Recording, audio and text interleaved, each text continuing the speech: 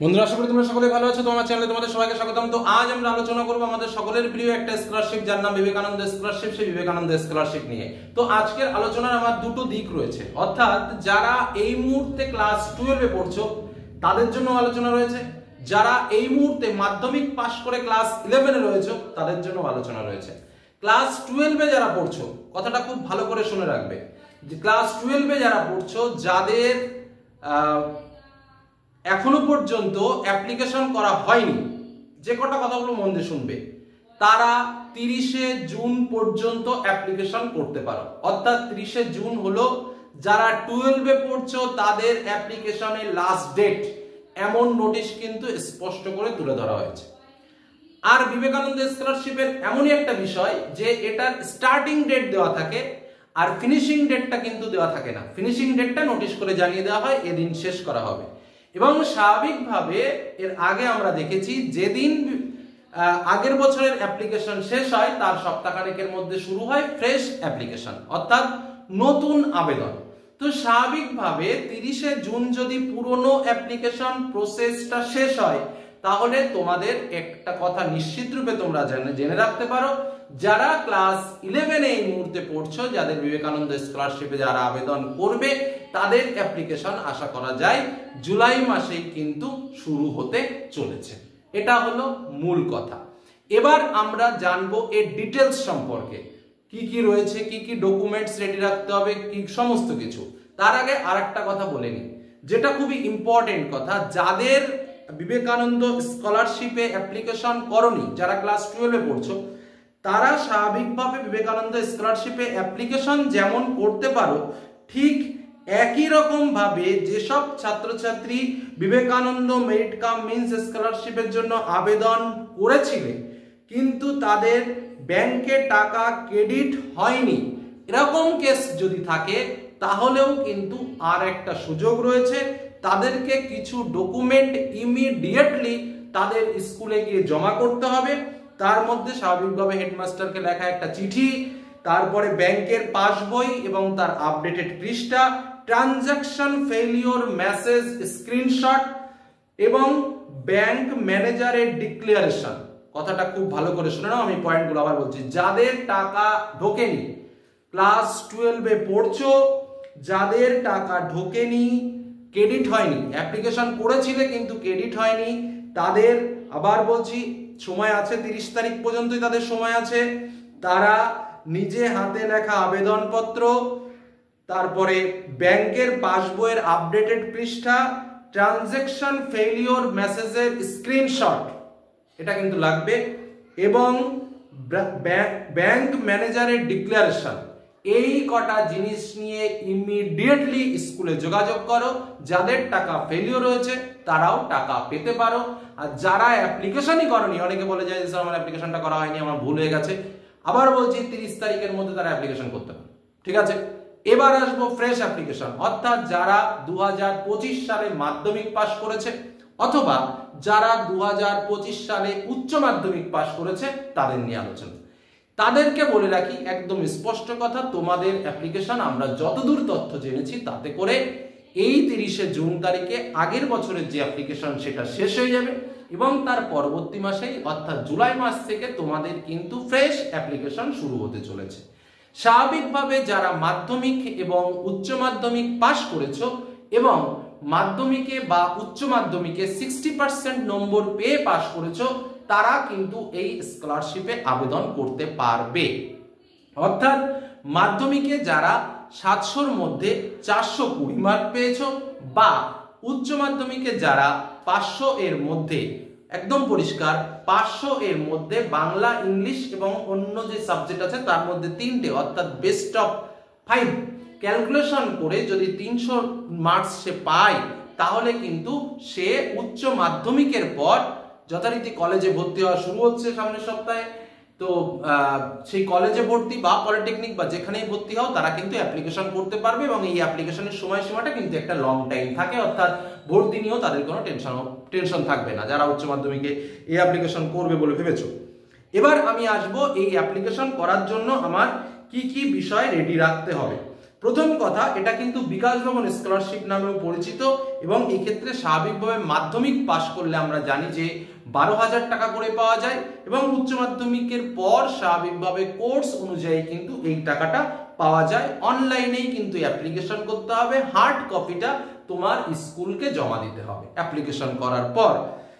এবং আমি একটা অনলাইনে অ্যাপ্লিকেশন করতে হবে, অনলাইনের অ্যাপ্লিকেশন আইডি তোমরা সবাই জানো, তবুও আমি বলে দিচ্ছি svmcm.wbhced.gov.in, প্রয়োজনে নোট করে নাও, svmcm.wbhced.gov.in। অনেকে হেল্পলাইন নম্বরে ফোনও করে নিতে পারো, আমি হেল্পলাইন নম্বরের ফোন নম্বরটাও বলে দিচ্ছি, প্রয়োজনে নোট করে রাখতে পারো, ফ্রি কল। সেটা হচ্ছে 11টা থেকে 4টের মধ্যে করবে, 180010281014। আবারও বলছি 180010281014। নেক্সট, এই স্কলারশিপ যেটা বিকাশ ভবন স্কলারশিপ নামে পরিচিত বা Swami Vivekananda merit cum means scholarship. এবার কত টাকা পাওয়া যাবে সেটাও আমি তোমাদের বললাম, 60% নম্বর লাগবে সেটাও বললাম। স্নাতকোত্তর কোর্স তারাও কিন্তু করতে পারবে, গ্রাজুয়েশনে 53% নম্বর থাকলে তারা করতে পারবে।